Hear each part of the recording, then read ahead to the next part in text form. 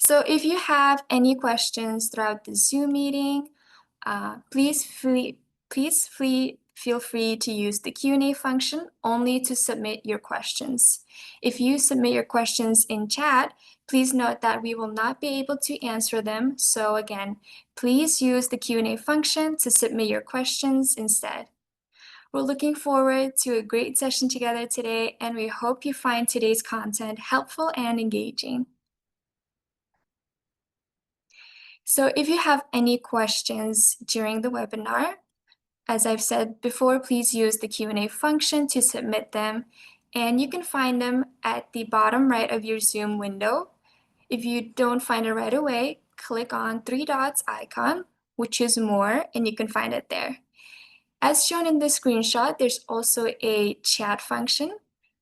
Please note that we will not answer your questions over chat.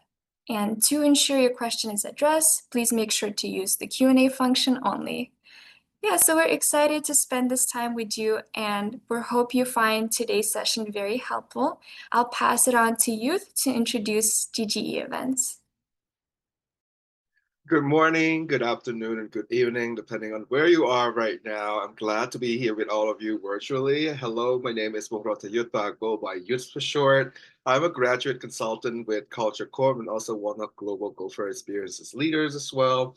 Well, our panelist has a lot to share today and a lot of helpful information that might be super helpful for you as you are arriving and engaging in your first years at the University of Minnesota.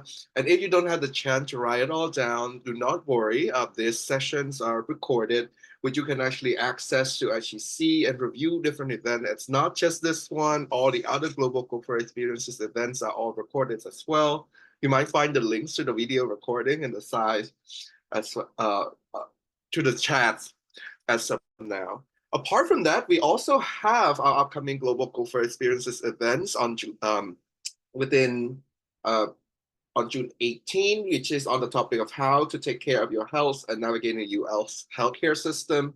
As a graduate student, there's a lot of benefit of being a university students as well with the graduate student benefit plan, along with other different things that you might need to know. I know it can be complex navigating the new system in terms of how to access healthcare while you're remaining here, but worry not, that session will actually help you navigating all of those conversations too. We will share the registration links in the chat, so feel free to actually explore that as well. And next, I will pass it to Beth Eisenstein, Associate Director of Student Engagement and Intercultural Initiative, to do the welcome remark. Hello, everyone. Hello to all of you from all around the world. We are so excited to have you with us here today. As Youth mentioned, and thank you, Youth, my name is Beth Eisenstein, and I'm an Associate Director at International Student Scholar Services, and I do use she/her pronouns. Like I said, I'm so glad that we in this group are so glad that you're joining us for Global Gopher Experiences session today. We call you our Global Gophers because Goldie Gopher is our beloved and award-winning University of Minnesota mascot. And now you are part of our Global Gopher family. And so, which includes students and scholars from all around the world. So we're so happy to have you here today. I also do want to acknowledge right away that there have been some recent immigration-related announcements from the U.S. federal government and regarding pauses in scheduling new visa appointments. It was announced last week, and but in the briefing with the U.S. State Department, they stated that more information would be announced soon and that the pause would not be long. So we are following it very, very, very closely to monitor any changes so that we can provide updates as soon as we possibly can to all of you, what it might mean and what your next steps might be. But for now, we just want to remind you that if you have a visa appointment, you're going to keep the appointment and keep moving forward in the process. That we know that some students are still getting visas, so it's not as if the whole process has stopped for everyone. Also, if you need a visa appointment, please just keep checking on the consulate or embassy website to see if the appointments become available. And then, of course, schedule it as soon as appointments become available.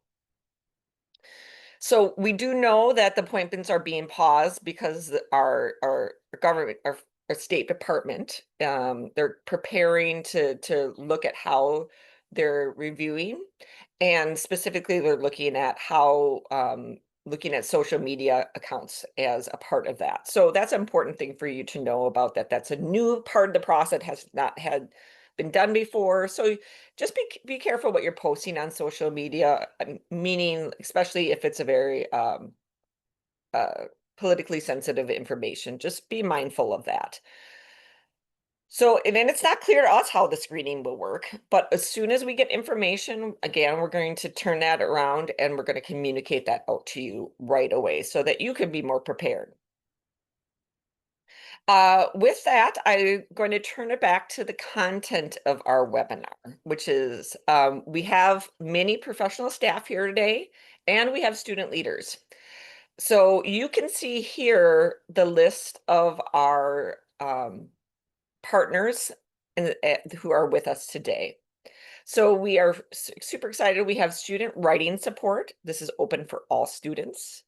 We have Minnesota English Language Program. Again, this is a service that's available to all students. We have our Tutoring and Academic Success Center, which is mainly focused on our undergraduate students. We are very lucky today to have with us an academic advisor.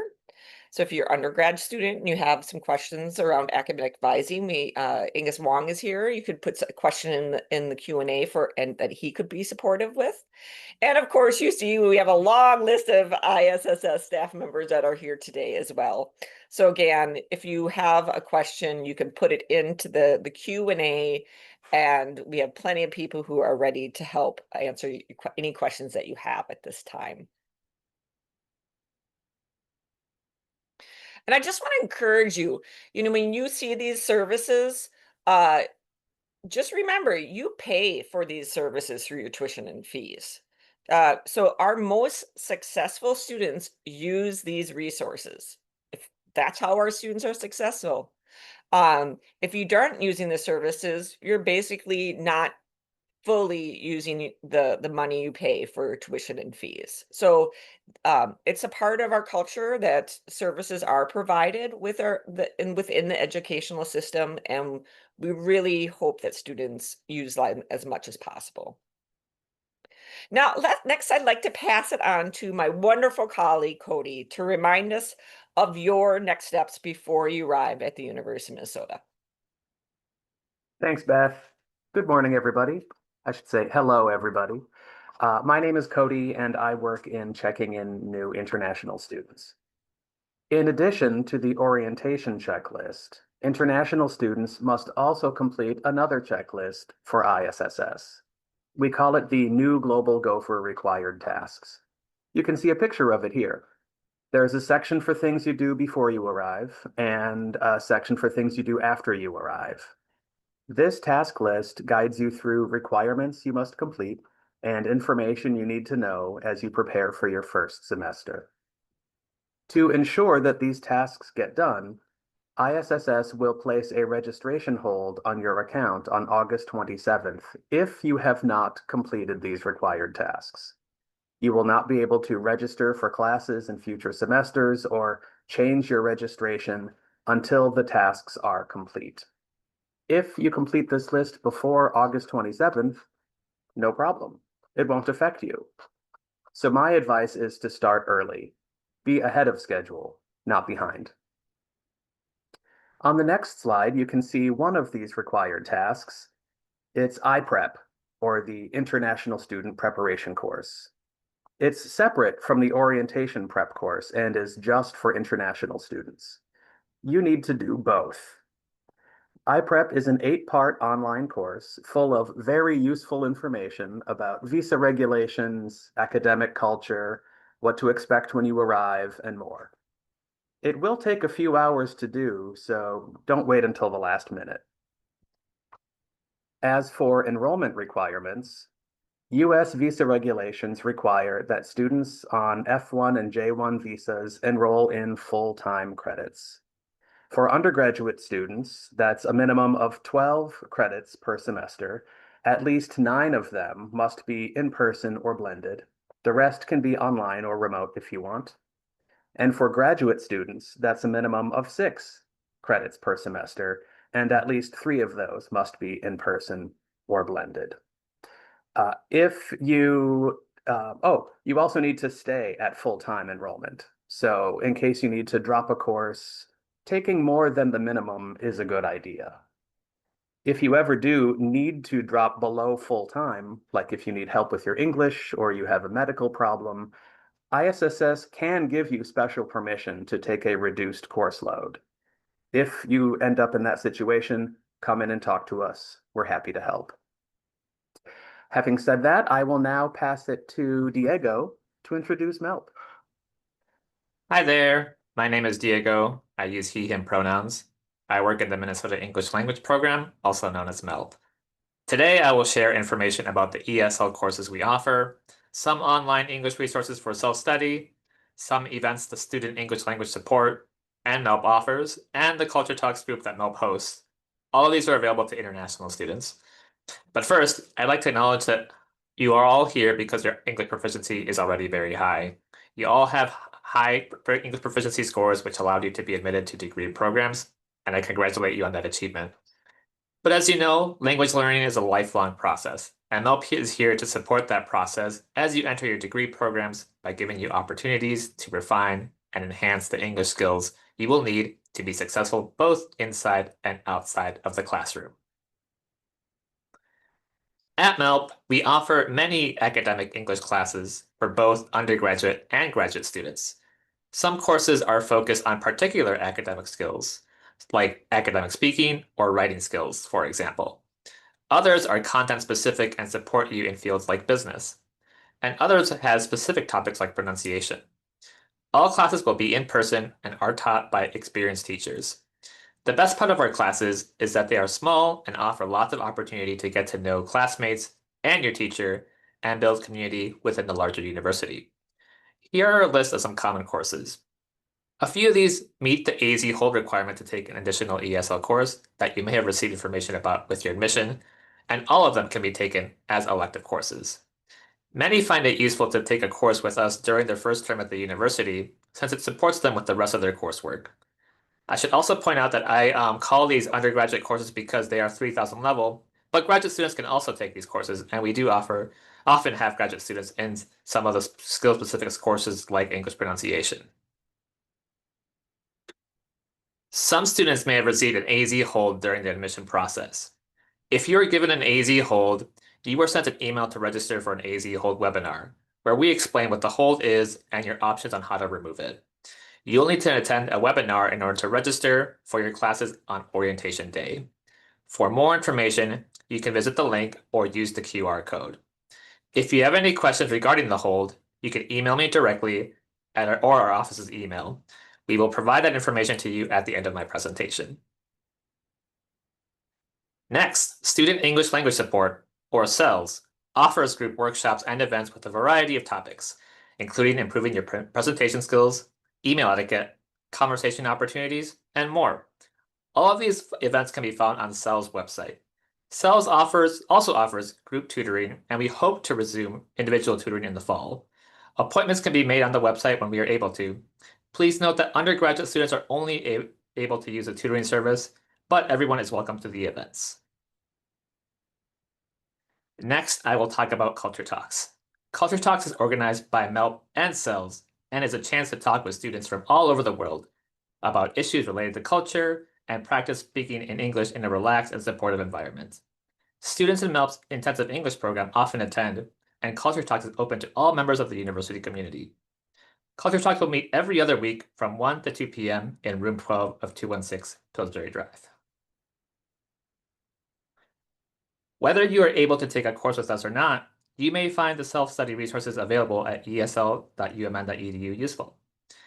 There are a variety of topics here related to specific skills like reading or speaking, and also on topics like US culture and confidence. In each module, you'll find tutorials, short videos, and practice exercises that are designed to be completed on your own according to your own interests, and there's information both about academic language for the classroom and more informal communication skills. If you have any questions about MELP or CELS, feel free to email us directly. You can also direct general questions about ESL courses or request permission numbers by writing to esl@umn.edu. Thank you for having me here today. Now I'll pass it off to Jasmine, who will talk about student writing support. Thanks, Diego. Hi, everybody. First of all, I have to tell you, my heart is pounding because I suddenly feel very nervous. And for me, that means I really care about something when I feel this way. So my name is Jasmine Tang, and my pronouns are she, her, hers. I'm representing student writing support today, and I'm so excited to be here with you, and I can't wait for y'all to come to campus this September. I'm the daughter of immigrants who first came to the United States as college students themselves many, many, many years ago. And I may have been born in the United States, but I just want to recognize that things can feel really hard, especially for international students these days. And I just want you all to know that there are a ton of people here at the university who are just super excited for you all to come. So just my warmest welcomes to each of you. So a little bit about Student Writing Support, SWS. We offer free individual writing consultations to all students. So that's undergrad and grad students at the university. Each session can last up to 40 minutes. It doesn't have to be that long, but it can be. And you can bring in anything that you're working on. So this could be something in class or something completely unrelated, such as a scholarship application, a grad school admissions essay, a cover letter for a job, or even an email to your professor. That's a totally reasonable thing to be working on because sometimes it can be hard to be thinking about how you want to phrase a question. So the main thing is we really want to support you on anything that you're working on at any phase of the writing process. So if we could do the next slide, that'd be awesome. So for example, you don't have to bring in anything at all. You could be just in the brainstorming stages of a project where you are just trying to get started on a paper. Another thing we could do is we could just have a conversation about an assignment. So for example, I remember when I was a student, sometimes I would get an assignment and I just did not understand what the professor is asking me to do. Like the questions were confusing for me and I did not even know what questions to ask the professor. And so you could come in and we can have a conversation about just the assignment itself. And if we can't figure it out together, we can also write some questions together that you can then email your instructor about. So a little bit about our staff. We have about 30 people who work here, and they include undergraduate students, graduate students, and professional consultants. And we all come from different majors and disciplines. And a number of consultants are multilingual themselves or are international students. And I just want to say that I hope that at least one person in this room will one day apply to be a writing consultant at SWS. We love having international students on staff. So yeah, so we hope to see you at SWS this fall. And to schedule an appointment, you would just go to this website on the slide. The last thing I want to share with you all is that I know it can be really hard to share your writing with someone. And I may be 45 years old and I have been sharing my writing for many, many years. And each time I do it, even now, I still get nervous. And so I just want to say that sharing your writing takes practice. And if your experience is anything like mine, I think you'll find that having someone read your writing can get easier and easier. For me, when I get feedback on writing from a friend or from someone I don't even know, it helps me become more confident as a writer. And the thing I want to encourage you to do is just try to start sharing more and more, because it can get easier each time. So I hope to see you all soon in September. Please feel free to drop by Student Writing Support. And that's all I have. So I'm going to pass it to Pang and Keelan from TASC now. Thank you. Thanks so much, Jasmine. It's so nice to be here virtually with everyone. My name is Keelan, and I use she, her pronouns. And here at the University of Minnesota, I work as the Associate Director of Student Learning and Success in the Tutoring and Academic Success Center. So here at the university, we really like acronyms. And so we shorten Tutoring and Academic Success Center to TASC, TASC. Our center really focuses on two main services for undergraduate students, tutoring and academic success skills. So today we will be spending a little bit of time going over both of those. And while most of our services are for undergraduate students only, we do have a few opportunities to assist graduate students as well. So we'll be sure to talk about that throughout our conversation. I will now turn it over to my colleague to have her introduce herself and start sharing a bit about our office. Hello, everyone. My name is Pang, and I am the peer tutoring coordinator. So what I do is I recruit, train, and also oversee the peer tutors across 2 of the 3 tutoring centers. So we'll talk a little bit later today about where those centers are. And so let's go ahead and go on to the next slide. So first, we'll talk about tutoring services. And I wanted to share with you some of the stats here so you know how awesome our center is. So 91% of our students were satisfied or very satisfied with our peer tutor experience. And then 9 out of 10 students leave a peer tutoring session feeling more confident in their classes. And so as we go on to the next slide here, I'll explain a little bit more about what are these specific things that help encourage our students. So peer tutors provide drop-in and appointment-based tutoring over 250 different courses at the University of Minnesota.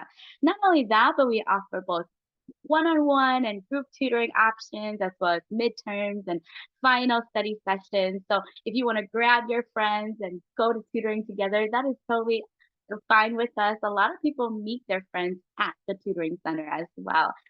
So the link there was shared over the chat there. That is our appointments website. I will go over a little bit some of the tips and tricks on how to use that website in a bit here. Peer tutors are also located in 3 of the main libraries. So 204 Walter, Wilson Library, that's on West Bank, Walter's on East Bank, and then McGraw Library, which is on St. Paul campus. We also have online tutoring over Zoom as well. And then we have tutoring in MK and Appleby as well. Tutors can help with planning your study schedule and preparing for exams.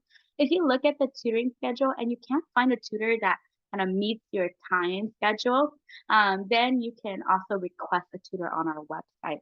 So our website is task.umn.edu. It's at the top of the screen there. And so let's go on and look at some of the hours in the next slide here. So for East Bank, we offer one-on-one appointments and drop-in appointments Monday through Thursday, 9 through 8 p.m. And then Fridays, 9 through 4:30 p.m. On West Bank, we have, offer hybrid appointments. It means that when you book the appointment, you could choose if you want to see the tutor in person or online. And we also offer drop-ins as well. So those are Monday through Friday, 9 a.m. to 4:30 p.m. St. Paul campus, it really depends, but Monday through Friday, we have tutoring from 9 a.m. to 3 p.m. And then online, we actually have tutoring all the way until 10 p.m. So if you are working on calculus and it's 9 p.m. and you need help, we do most likely have a math tutor that goes until about 10 p.m. at night. All right. And so I will show you a little bit about how to schedule. So again, that's the tutoring website at the bottom of the screen there. You can see the first look here. You'll want to go on the right-hand side, select view, and then select schedule. This will allow you to see the schedule in a list format. And then On the left-hand side, you'll want to search for the class you're looking for. So just note that you should not add a space between the department and the number. So the example here is if you want to search for biology 1009, you don't want to put a space between it, otherwise the class won't show up. It's also important to note that the schedules are static. So what that means is that they don't change throughout the semester. They should be confirmed in by the second week, which is the last day to add and drop a course. So you'll always know your tutor's schedule. All right, so as we go on to the next slide here, you can see what it looks like. So there are several types of tutoring sessions you could choose from. In this example, the top one, William G is posting online drop-ins at the time he's working. So you just copy that link that's noted there. It says copy link. And then you paste it into your URL at his Zoom time. So between, oh my gosh, I can't see this early. So 3 to 5 p.m., you will just paste it into the link. And then the second one example is Emory is hosting in-person drop-ins at Walter Library. You can see the location right under his name there. So at the time listed, which is 9 to 10:30, you just drop by Walter. So you don't have to make an appointment. You just come to our center, which is Walter 204. And then the last example here is Sophia. And she's hosting what we call a hybrid appointment. So they're one-on-one appointments that are held physically in either Wilson, which is in West Bank, or McGraw in St. Paul. And you can choose the location or choose to visit virtually. And so next we will look at when you schedule how that looks. So you can pick up to 4 consecutive slots. They are 15-minute slots, so whether you have a quick question or a long question that will take an hour, you can book according to your needs. Then you select the course you'd like to be seen for. So as you can see here, Sophia tutors in a lot of different courses. And then the third picture there, you will see you can pick a modality because she does hybrid appointments. And then you can leave a tutor a note and confirm. So we really encourage our students to leave a note so that our tutors know why you're coming in. And then lastly, once you book the appointment, you can see that you successfully made it. If you go back to the tutoring website, you can see it on the left-hand side of the appointment screen. This is also where you can cancel or reschedule an appointment you've made. So you don't have to call us or email us to cancel or reschedule. You can just do it yourself. As a reminder, you don't need to make appointments for the ones listed as drop-ins, just the ones that they click to schedule. And I will hand it off to Keelan now. All right, so now we're going to touch on some of the other ways that our office can help support your academics. So our office provides a variety of ways to help support you in addition to the tutoring that Peng just talked about. So these include one-on-one coaching opportunities. This is your chance to work with a full-time professional academic coach on any new skill that you want to develop related to your academics. So going to a coaching session is a lot like kind of having your own private workshop on academic skills or any issue that is impacting your academics that you'd like to talk about. In addition to our one-on-one coaching, students can also enroll in one of our study skill classes. So these are college-level credit-bearing classes where you can work on skills such as time management, organization, note-taking methods, all of the things that you need to be really successful in your academics. Lastly, we also have a resource for students to be able to explore and develop new skills all on their own. And that is a website called Effective You. And these are online tutorials. These are available for both undergrad and graduate students to utilize. So on the next slide here, we just want to share if you're interested in coming to one of those one-on-one academic coaching appointments. These appointments are generally 45 minutes long. Again, it doesn't have to take the full time, but it's available to you. And you can make as many coaching appointments as you would like, right? So we have some students who maybe just come once or twice a semester. And we have other students who maybe are checking in every other week as a way to stay accountable. We do offer coaching online via Zoom if that is best for your schedule. But if you want to come and meet with us in person, that's going to happen in Brunick's Hall on the 5th floor in Suite 511. So we have a great space up here to meet with students in private offices. And so if you're ever looking for coaching, that is where you will attend in person. On our next slide here, we want to share a little bit about what the academic coaching experience is like for students. So you might be asking yourself, why would I come to see a coach? And that's a really, really good question.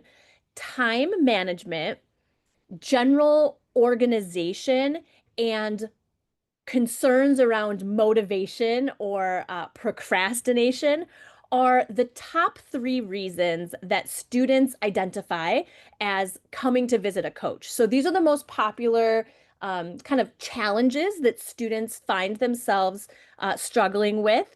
But again, you can come talk to us about anything that is impacting your academics. And if we are not the best office to serve you, we will work with you super closely to get you connected to other resources on campus that can also help. We meet with a lot of students every year.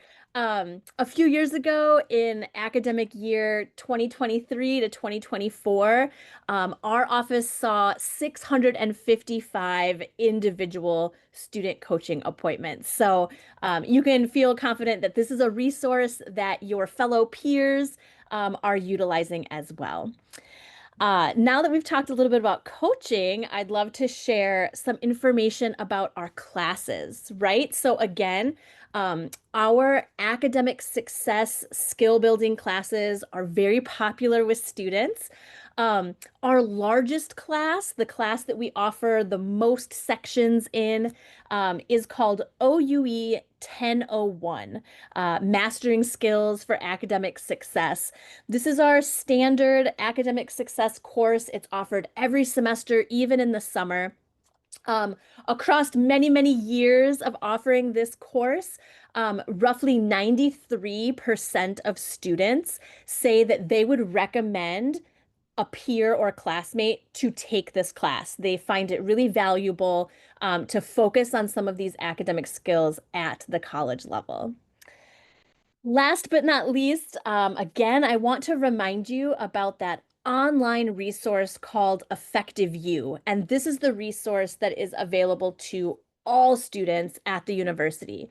So Effective You is a series of self-paced, interactive, and online tutorials that really address a wide variety of academic concerns. So again, you can see some examples there: managing your time, stress management, note-taking, preparing for exams. These are just a couple of examples of the wide variety of tutorials that we have. We really suggest these online modules as an excellent place to start with developing your new skills, particularly if you need assistance outside of normal business hours, right? When you can't meet with a coach, or perhaps you are nervous to come in and talk to us. And so maybe you start with Effective You to get some ideas, get some tips, and then you can always come meet with a coach or take one of our classes if you want to dive into that topic more.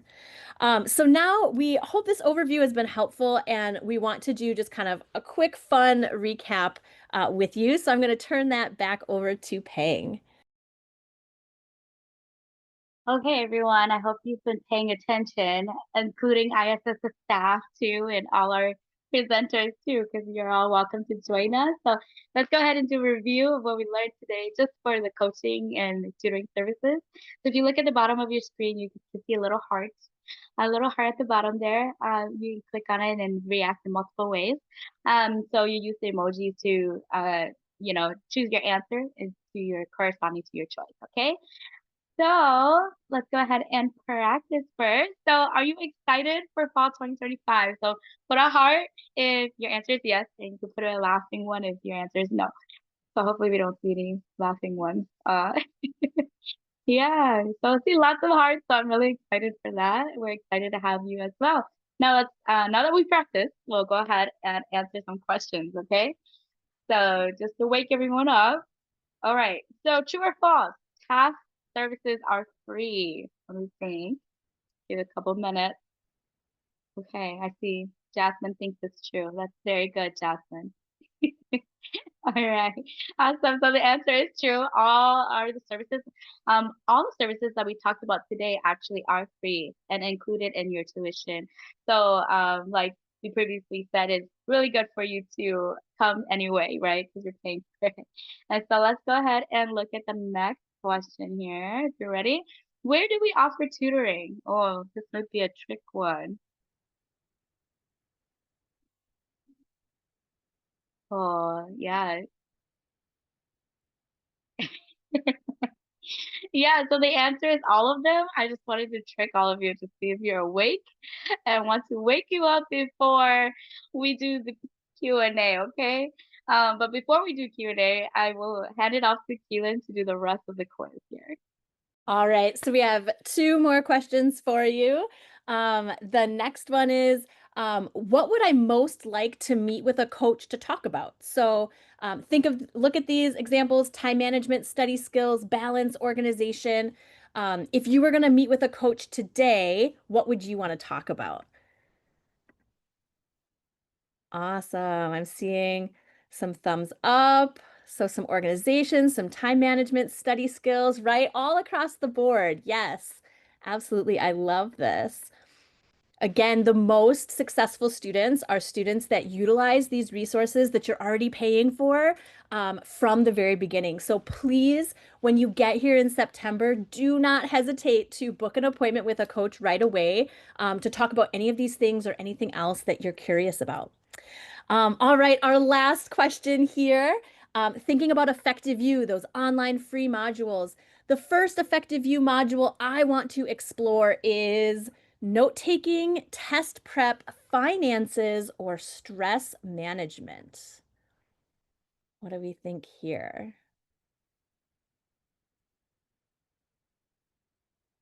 All right. Again, I'm seeing some note taking. I'm seeing a lot of thumbs up for stress management. Managing your stress is such an important part of your overall wellness as a student, and your overall wellness is directly related to your academics.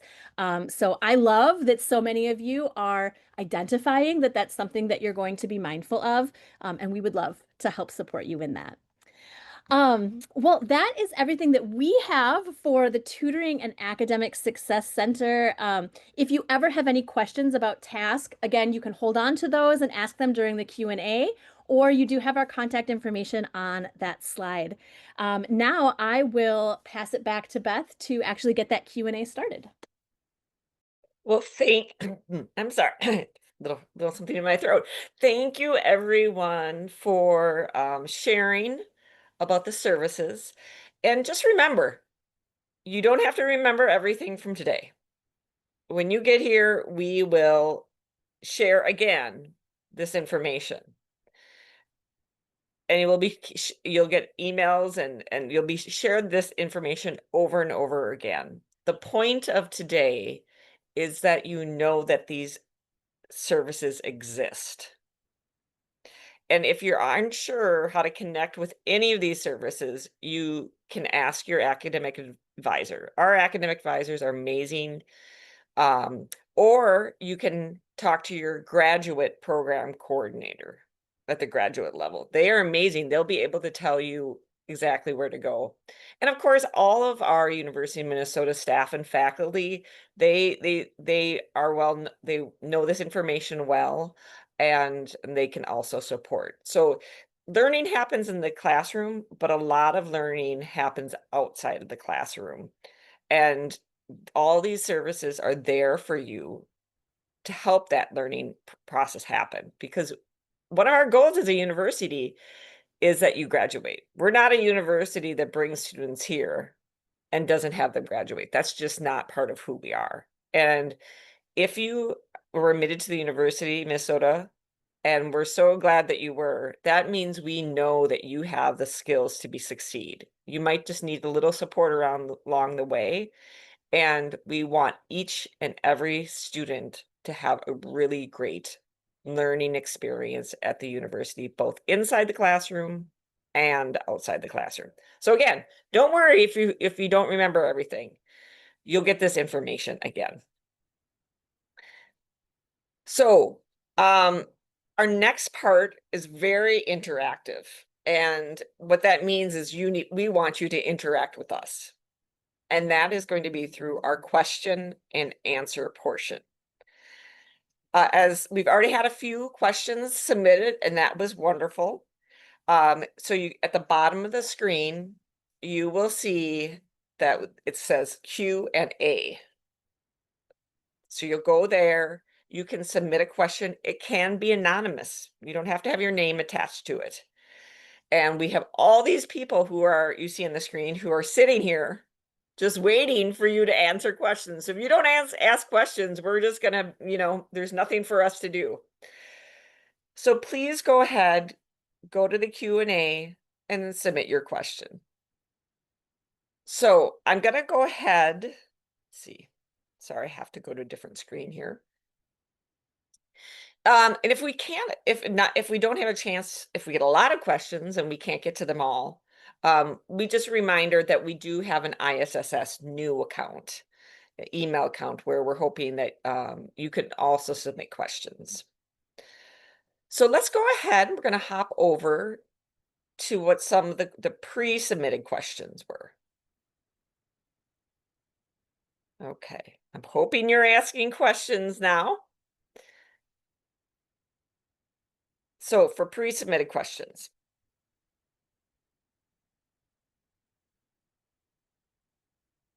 So this is kind of a question that's open to all of you, which is if a student here wants to use your services, what should they prepare before they go to see you? So I'm going to go and I'm going to pass it to Jasmine. And Jasmine, when you're at the writing center or the student writing support, what should students prepare for before they get to you? I love that question. So it would be helpful if you have some questions in your head. So you don't even need to write anything down, but if you just have some questions in mind, that would be really helpful. If you are coming in for support on an assignment, it would be really helpful if you could be able to, open up that assignment on Canvas or show us the assignment itself so that we can understand it. Or if you're working on, say, a personal statement, then show us the question, be ready to show us the question that you are responding to. But overall, you really don't need to bring anything, just some curiosity or anything that and let us know what you want to talk about. That's great information, Jasmine. How about for you, Diego? If students were going to come into the Minnesota English Range program and the student English language support, what would be your answer to that question? Yeah, good question. So sometimes we have students that come in asking they want like an additional English support, and they're trying to find like a class that fits them the most. So I would say, think about what you want to improve on or what you want to work on, or, what resources you're looking for. And then we can usually point you in the right direction. If we do offer in-person consultations for ourselves, we do ask that you have, you know, everything prepared in terms of like what assignment you want to work on, if you were working on assignments, or if you want to work on a specific area of English that you want to work on. Just have an idea of what you want to work on and let us know, and then we'll definitely help you out with that. That's great. That's great. What about for Tutoring and Academic Success Center? What are your thoughts on what students should prepare? Yeah, so I can speak on that. For tutoring services, it is important to note that tutors do not work directly on homework. You can't just bring your calculus homework and have a tutor work on it.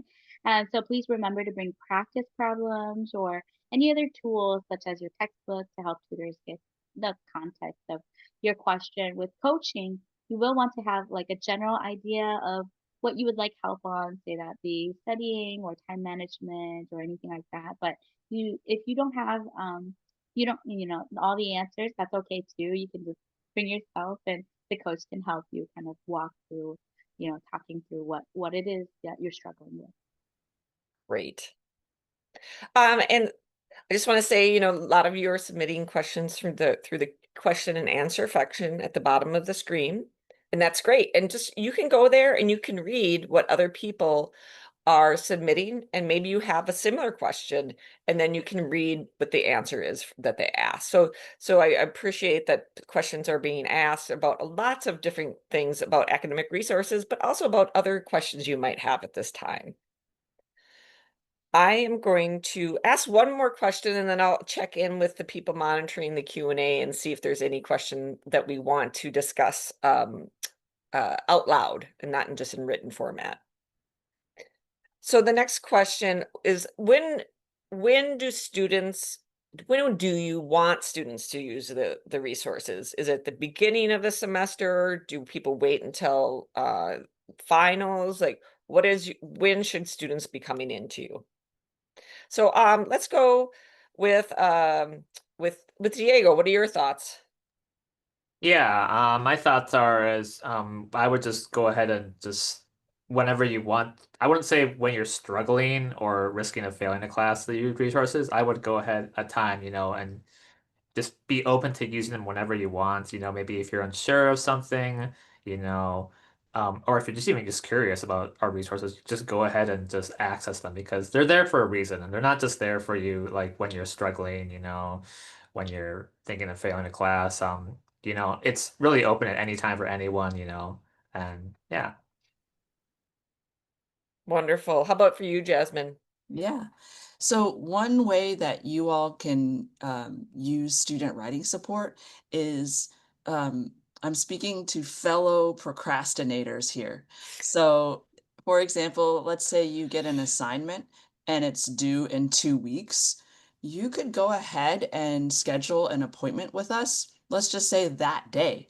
And the idea is just to have a conversation about the assignment, and that could be a form of accountability where you could just be like, okay, I know that on this day I will at least think about this assignment, and then we could start on just a plan for what to do. So I think being really proactive can be really beneficial, especially for folks who tend to, this is me, tend to wait until the very end to get started on something. But even just having a conversation about an assignment can help us get the ideas going for that paper. Thank you. Wonderful, wonderful. And I'm gonna call on Angus. Angus, can you introduce yourself and what your role is?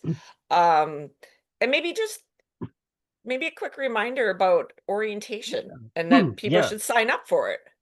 If this for undergraduates, I just want to make clear this is for undergraduates.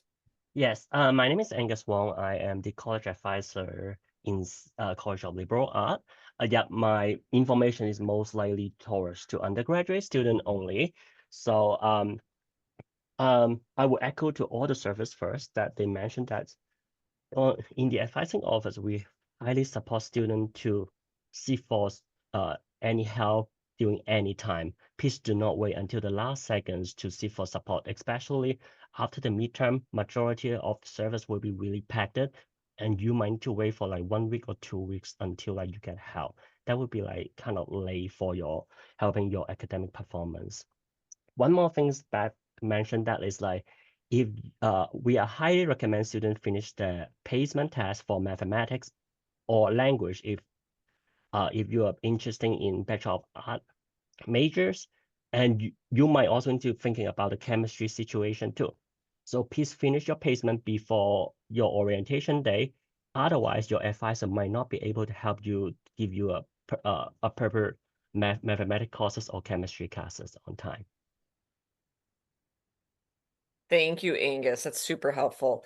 And just checking in with our last service, the Tutoring Center. Any thoughts on when students should come in?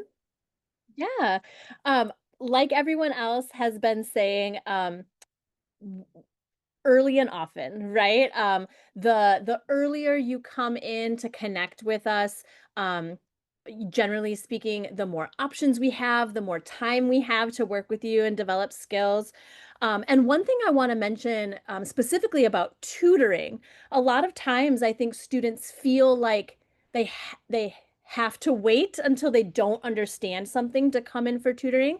But we have lots of students who actually build in weekly tutoring visits. Like Pang was saying, they come in with their friends, they meet at the tutoring center, and that is just part of their weekly studying, right? Of course, they're doing problems on their own and working on homework on their own, but then each week they also know, I'm going to come to this space, work with a tutor, ask questions, hear what other questions other students are asking. And that also helps their learning. So really want to encourage you to think about how can you utilize these services as part of just your ongoing study plan to be successful. Wonderful. Thank you so much. Again, I want to remind you to submit your questions through the question and answer session. We have a very wide range of questions that are coming in, and that's what we want. It could be, and remember, we have student leaders here too. So it could be anything from what's your experience with this? I mean, could be what to pack or whatever it might be. You want to ask? That's what we want to answer. So please go ahead and submit those questions. We're going to get into a big topic right now, and I'm the heads up to our student leaders that I am going to ask you for your own perspective on this. The topic that we're going to talk about is something called what we title as plagiarism. So, especially with the emergence of AI, it's very, very difficult for people to navigate how to use the tools that they have, and when you can do something, you can't do something. So the question that the student poses I don't want to cheat in my classes, but I've heard the rules around cheating and plagiarism are different in the US. What exactly counts as cheating or as plagiarism here at the University of Minnesota, and how can I avoid that? Um, I'm actually going to pick on Angus first. And this is a really important question at the grad and professional level as well as the undergrad level. So I'll pick on Angus first to talk about his thoughts. And then I might say, youth, I'm going to pass it over to you after that. So be ready. Okay. So Angus? Yeah, like that is a really good question. The basic foundation, I was saying that do your own work, like really.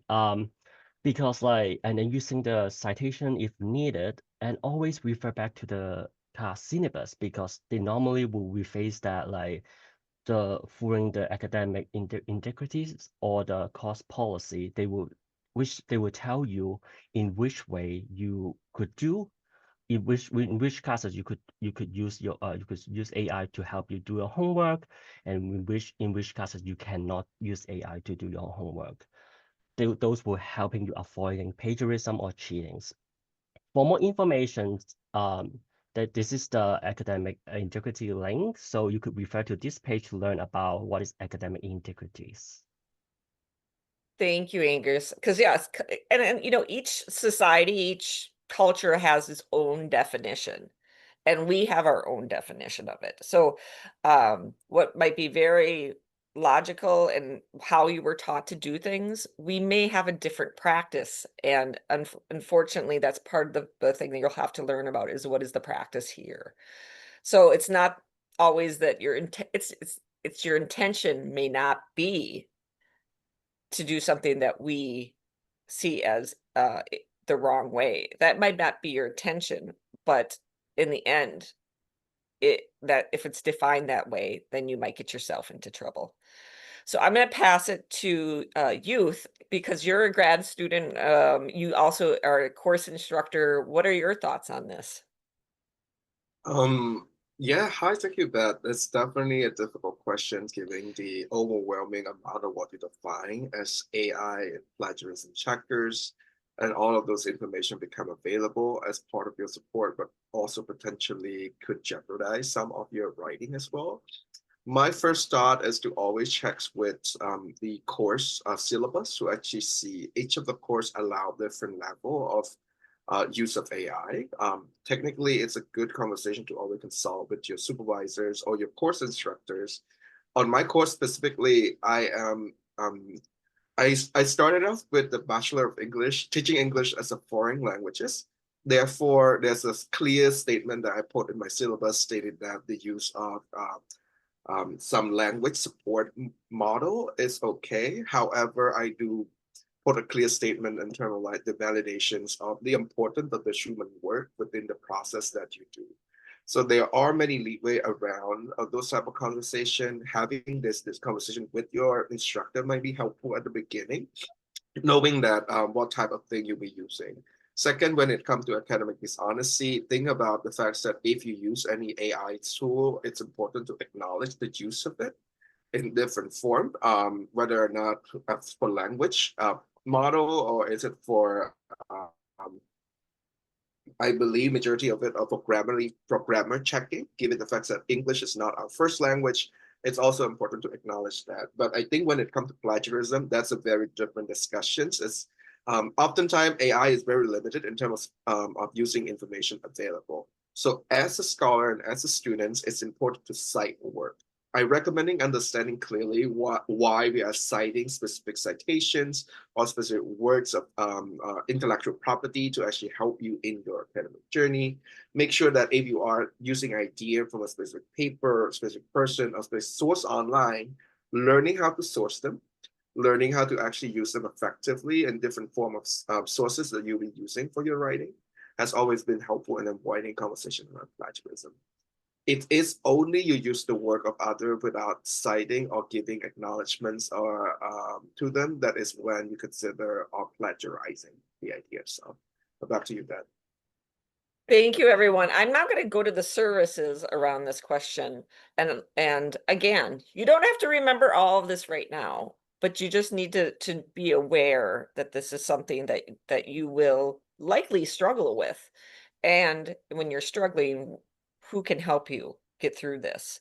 So I'm going to go to Jasmine. And again, the question is, students don't want to cheat. They don't want to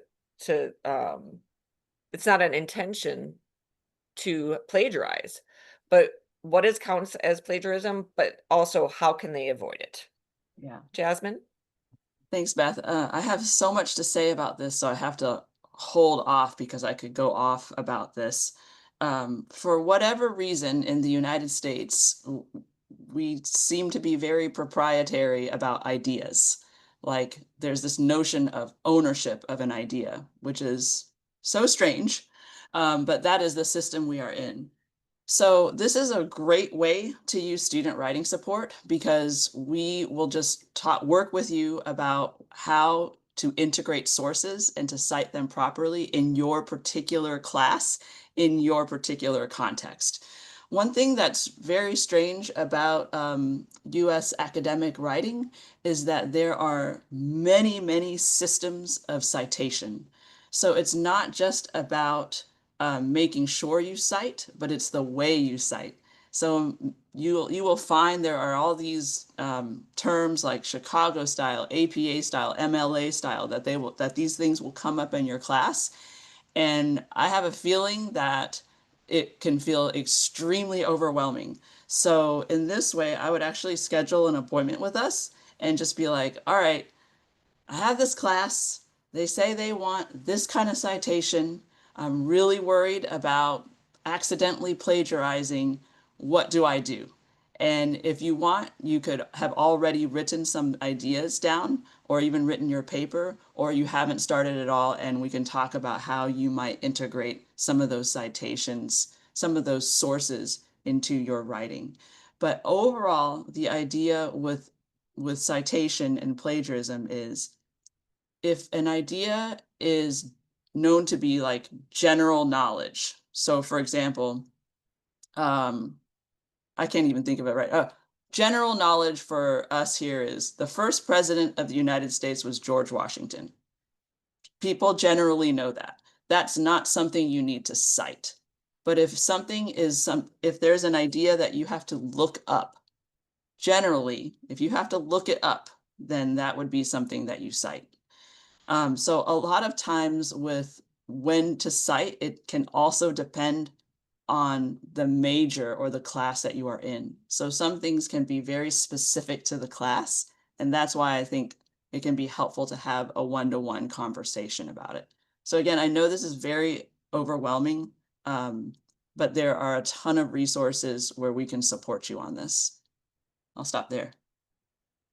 I just want to check if there are other resources that have anything new information to add that has not been shared.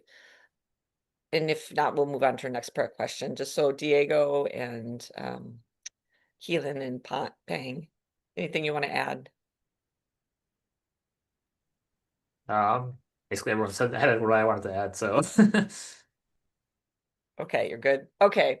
Well, again, at this time, we're just trying to build awareness and then of these topics. And then we're trying to give you, where do you go when you have these questions? So that's what we're doing today. I'm going to really start to put our student leaders in front of you now. So I'm going to ask our student leaders and Angus, at the end, I'll ask you, Angus, to jump in on this, but what are some big differences between studying in the US and studying in your home country? How has it been different for you?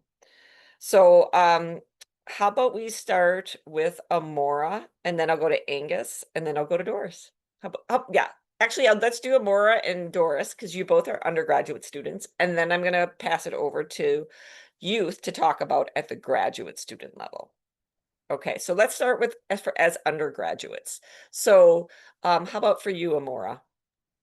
Yeah, absolutely. So the main difference I saw in the US versus my home country was during classes, students are able to kind of raise their hands and ask a question in the US, or just be able to kind of interact with their professor or TA during discussions. So I guess the main difference is you're very open to kind of ask questions, interact with other students, yeah, compared to my home country. And another difference I saw was referring to, certain professors or advisors or faculty by their first name. That is something that we don't do back home. You would have to, like, say, refer to someone older as sister, brother, but in the US, some people prefer if you just refer to them as their first name. Thank you, Maura. How about you, Doris? Hi everyone, I'm Doris, and I think for the big difference, I'll talk about a thing probably most of you might not notice it. So in my home country, we are not used to having the culture of holding the door. And I think while you're having the classes, so it is a way to show your politeness and your fit in the culture to hold the door for your teacher, for your classmates. And I think for the small part of the culture thing, that can really impact your academic success. Oh, great point. We do. We have this thing where you just always hold the door for the person behind you. And I don't even know, it's just so automatic for us. And if you don't, then you think if the person, you don't hold the door, you honestly think to yourself, okay, was I rude? It's just what we do. Okay, how about at the graduate level youth? What do you think as far as some cultural differences you've encountered? Yeah, I think one interesting fact is to actually look at the graduate levels that your supervisors or your instructor might treat you as a colleague, given the fact that you are here with professional experience at hand and working around those lines very interesting. Even though the culture different, I'm from Cambodia, so technically even in graduate level, we actually give high regard to our professors and our instructors quite a lot. And coming here, the conversation is more collaborative in a sense in terms of like what you would like to do with your degree, what you like to do with your program, and how would you choose to learn them. It's getting some getting used to, given the fact that when you are working in collaboration with your instructors and on your faculty or lecturers, so ease into it. I know there are different in terms of report and power dynamic when it comes to conversation about being a grad student, an international grad students, and but one thing I often remember is that the benefit of being an international graduate student is that you bring a wealth of knowledge that is very different than your instructors. And oftentimes that collaborative processes is something exciting to actually explore. So I think like bring those experiences, bring your knowledge, converse with your supervisor. Who knows, sometimes you might come up with a new research to actually do with your supervisor in the process.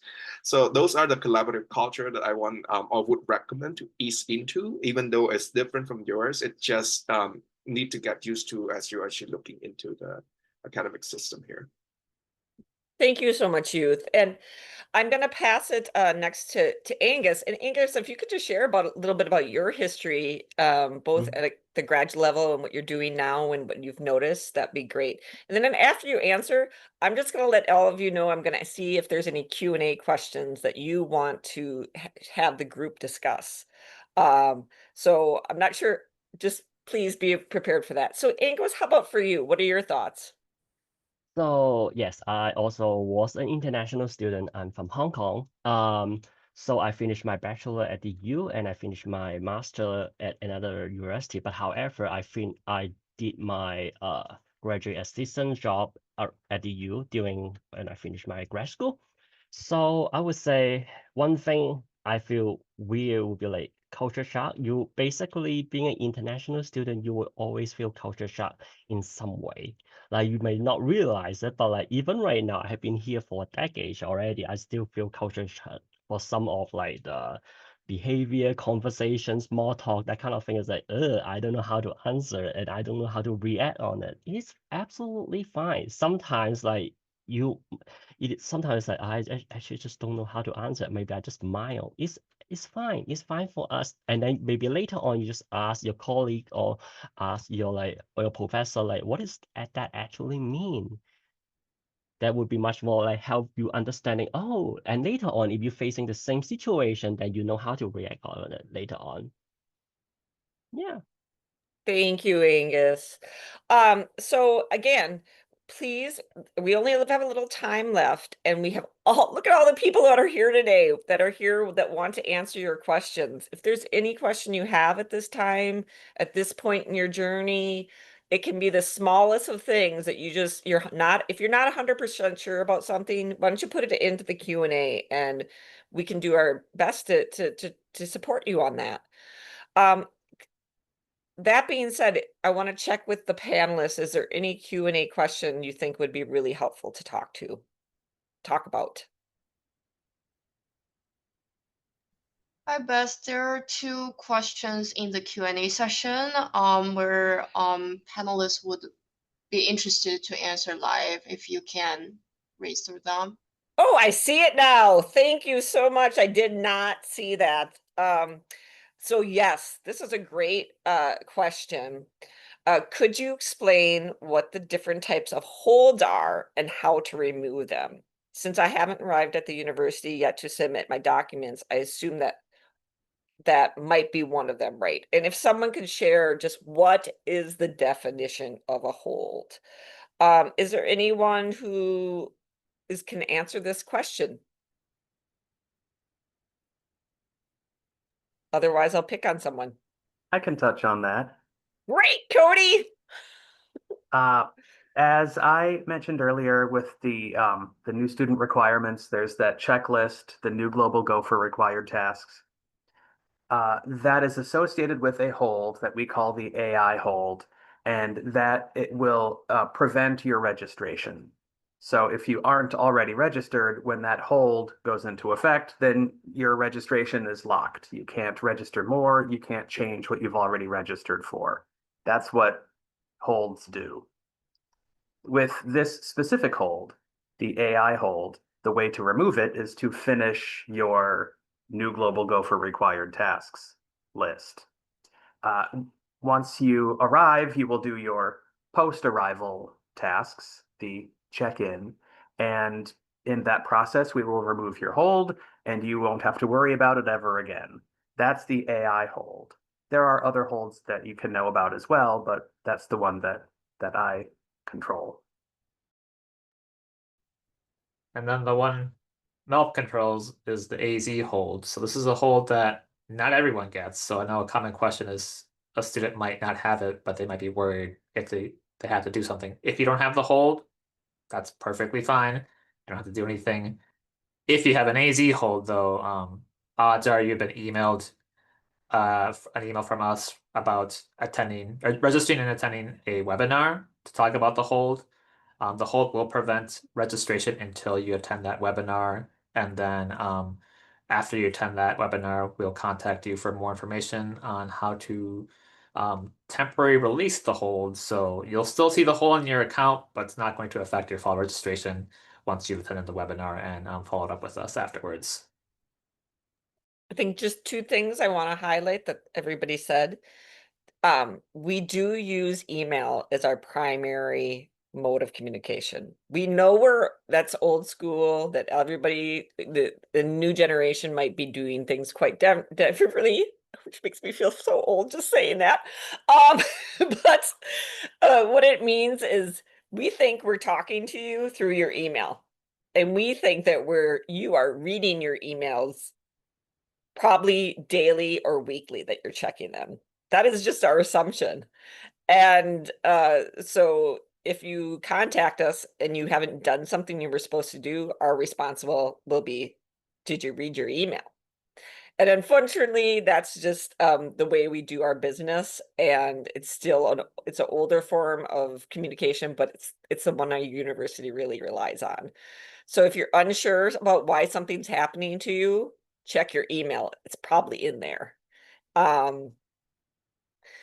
So I think I'm going to go ahead and ask the next question. Sorry, I'm trying to get through different screens here.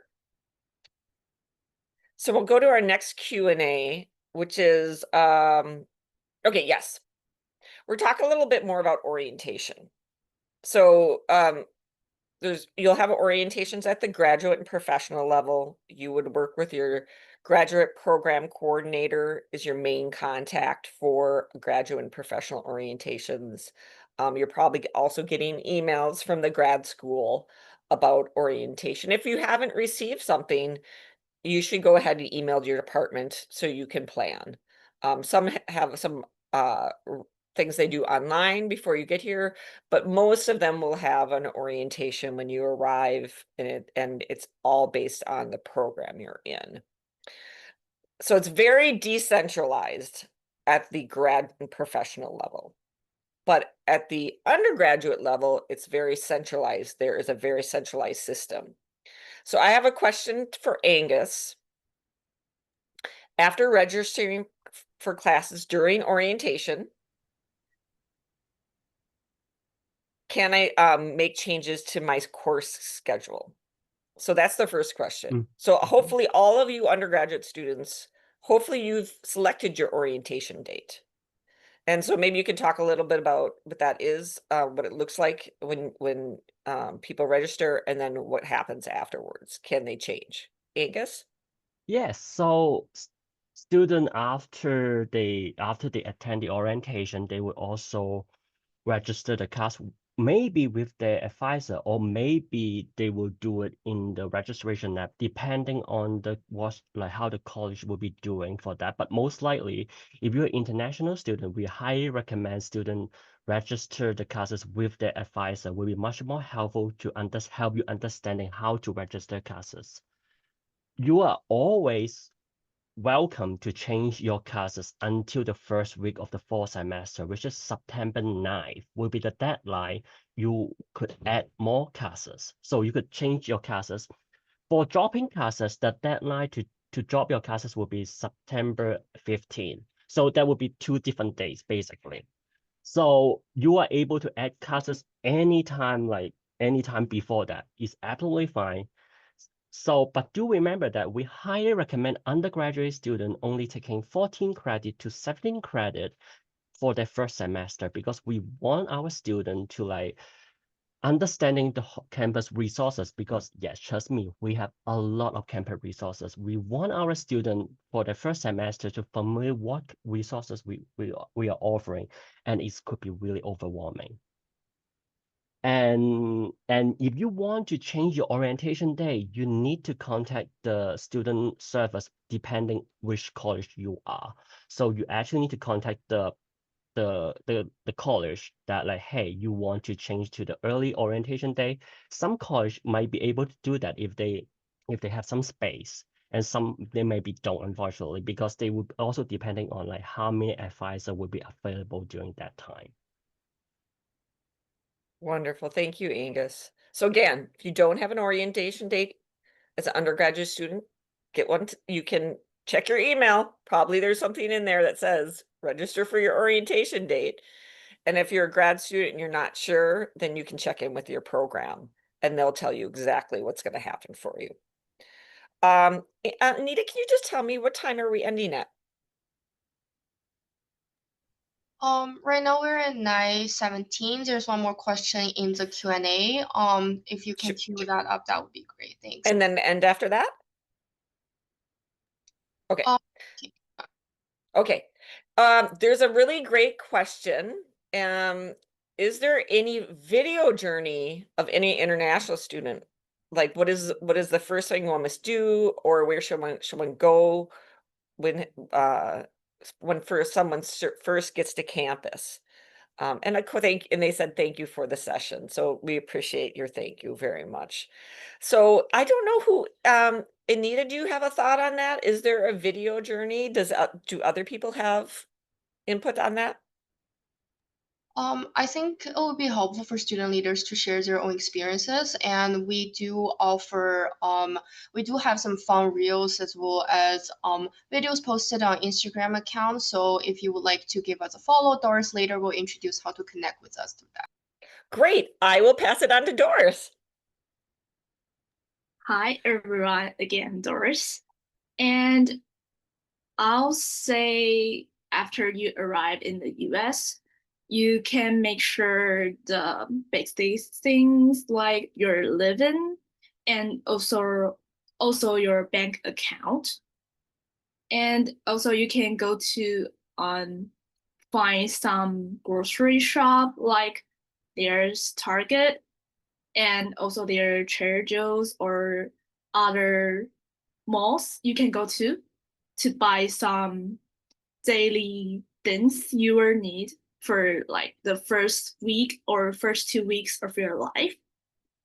And I think once you get ready with that, you can feel more comfortable and feel less stress while you just arrive in the US for a few weeks. And then I'll pass it to Amora. Yeah, thank you, Doris. I totally agree with what you said. I think the first steps to arriving in the US should be opening a bank account. Also, having a US phone number, it really helps. Because I think for certain banks, you need to have a US phone number to create a bank account. Yeah, and also just exploring campus, exploring what's around your housing, the grocery shopping. Yeah, so I would recommend those. Are there certain, I'm just wondering if there's certain, you mentioned Instagram. What are the social media accounts that you follow that are really helpful for you? So I'm wondering, Doris, Amora, and Youth, if you can share, I mean, obviously each department in our university is going to have their own social media account, but as far as when you first get here, is there certain social media accounts that you find or apps that you find really helpful? So for me, I first follow the UMN's Instagram. Then I'll go to their follow list and I scroll down. There's different groups and there are also some different organization. And so for example, you're probably find out there's the groups for your identity or your country. And if you're interested, probably you can just follow it and you can find people have the similar backgrounds or similar experiences. And probably you can get in touch with their resources and the contact information they have. And probably you can ask the question if you have. And that is a way to start your experience in the Yemen just by the Instagram. And more, you can go. Yeah. Going off of what you said, I think following Instagram account is really helpful to knowing what's going on campus. I've done a similar thing to Doris. I went to UMN Twin Cities Instagram account and I kind of looked at these suggested accounts to follow. And through that, I was able to kind of access many types of student groups and access their resources, access free events.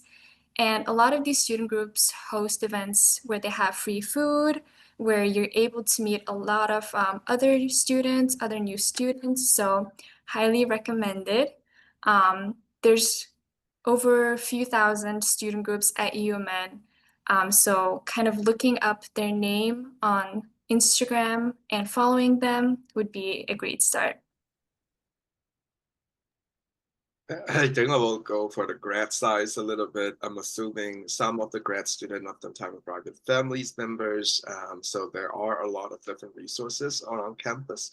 But worry not, you were first thinking about where to get grocery, where to get essential, where will your kid be studying, or where's the daycare is. I believe that it's important to first step is to actually get in community or get in the community earlier. One good practice is to actually find, if you know where you'll be staying, like I'm staying in the graduate student housings right now, which actually have a very robust Facebook group community that you can ask a lot of questions, engage in, like whether or not people are selling their old stuff, so you actually can get some of the household essential beforehand. So pay attention to that as well. And I believe asking a senior is always a great thing to actually always have things ahead of time. I find myself was fortunate enough that the first cohort of the graduate consultant with culture code was also from my department, the CHD, who is Satomi, and now she's doing an amazing job in other thing. And I believe that having someone to actually engage with, and if you know, I'm from CHD, if you have questions about that, more than happy to respond. Just get in contact. Like some of the senior and alumni were more than happy to actually just share with you information, either in lifestyle. And of course, Global Gopher events is super helpful in getting those type of information. We have information even about location, housings, and all of those things, which will will help you relieve the stressor of moving abroad. Majority of the time, Global Gopher Experiences event was aiming to support you transition into this life in the University of Minnesota. So feel free to utilize the space and ask us if you need any questions as well. I always find food is important. So grocery is the first question I ask all the time, where to get Cambodian grocery. And I found out there's a good one along the University Transit, or actually just take a train. It's right on the right, and then you get home groceries too. Oh, did I mention you also actually have free access to transportation in Minneapolis? Okay, say more, youth, about that. Yes, so all of the University of Minnesota student with your fee and tuition, that also includes your universal transit pass. That's mean that your U card also acts as an access to all public transportation in Minneapolis and the Twin Cities. So you are actually having access to free transportation. As you arrive on the first day that you arrive, you might not get your U card yet, but worry not. ISSS always send you a pre-access QR code for you to use until you have your U card activated.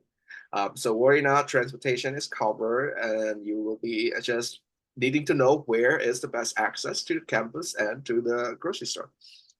Back to you, Beth. Thank you. And that means you have to read your email in order to get those codes. So just a quick reminder on that. Well, everyone, it has been a fabulous time with all of you.